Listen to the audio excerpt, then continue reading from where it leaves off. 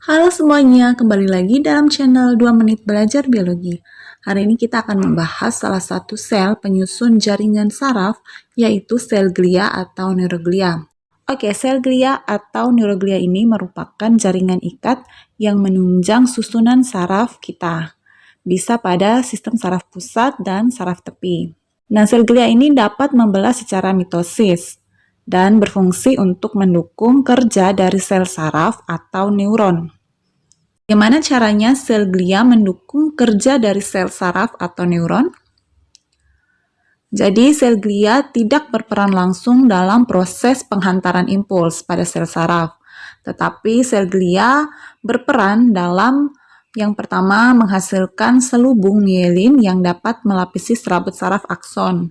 Yang kedua, sel glia berperan untuk menutrisi sel saraf atau neuron.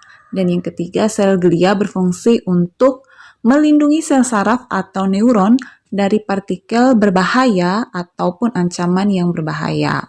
Jumlah sel glia pada susunan saraf kita lebih banyak dibandingkan dengan jumlah dari sel saraf atau neuron sendiri. Pada susunan saraf pusat, sel glianya terbagi menjadi beberapa jenis, yaitu astrosit, oligodendrosit, mikroglia, dan sel ependima. Sedangkan pada susunan saraf tepi, sel glianya yaitu berupa sel Schwann. Pada susunan saraf tepi, sel glianya berupa sel Schwann. Sel Schwann ini merupakan sel yang menyusun selubung mielin. Nah, proses pembentukan selubung mielin dimulai ketika penyatuan sitoplasma sel Schwann yang membentuk gulungan. Selubung mielin sendiri berfungsi untuk mempercepat jalannya impuls. Nah, fungsi lain dari sel Schwann ini yaitu memungkinkan terjadinya transduksi sinyal elektrik dari dendrit ke akson. Nah, pada sistem saraf pusat, fungsi dari sel Schwann ini dilakukan oleh sel oligodendrosit.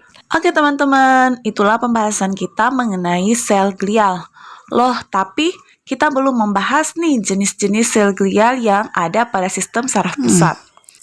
Nantikan video berikutnya ya teman-teman untuk mendapatkan pembahasan tentang sel glial pada sistem saraf pusat.